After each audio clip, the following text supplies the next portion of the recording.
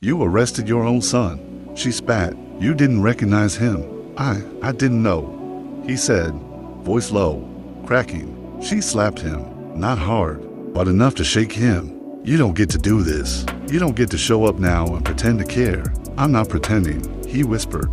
You left 19 years ago. We needed you. He needed you. I begged you to stay. He remembered every word, every tear. I was scared. She laughed bitterly. You were a coward. They stood there in silence as the streetlights buzzed overhead. Finally, she said, he doesn't know.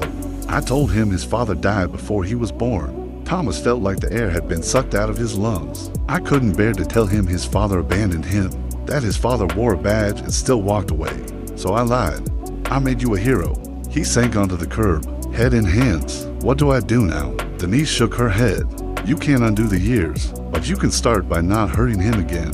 The next morning, Thomas sat in the waiting room of the juvenile center. Michael hadn't been released yet. Paperwork, delays, the usual bureaucracy. But Denise had made a few calls, pulled some strings. She had always been resourceful. Michael walked out, eyes wary. He froze when he saw Thomas. I'm taking you home, Thomas said. Michael didn't speak. He just walked past him and got into the passenger seat. The silence in the car was deafening. I knew your mother, Thomas finally said. A long time ago. Michael didn't reply. I didn't know. I didn't know you were my father. Michael cut in. Thomas's hands tightened on the wheel. Yes. Michael turned to look at him, face unreadable. She told me you were dead. I know. Maybe you are. Thomas flinched, but he didn't argue. They got to the house. Michael got out without a word. Thomas stayed behind, watching him walk inside, wondering if this was it, if this was all he'd ever get. That night, he went back to the precinct, sat in his office. He looked through old files, watched old photos, thought about the badge, the uniform, what it had cost him. The next day, he requested a reassignment.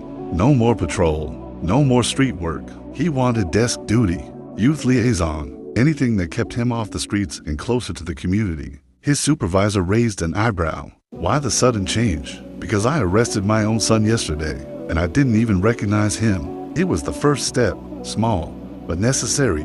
Over the next few weeks, Thomas began showing up, not just physically. He helped Denise around the house, fixed things, took care of bills, made dinners, tried to earn a sliver of trust. Michael ignored him for days, then weeks, until one day, he came home with a black eye. Thomas stood. What happened? Michael hesitated. Some kids said I think I'm better than them, that I act too white. Thomas swallowed hard. Did you fight back? No. I walked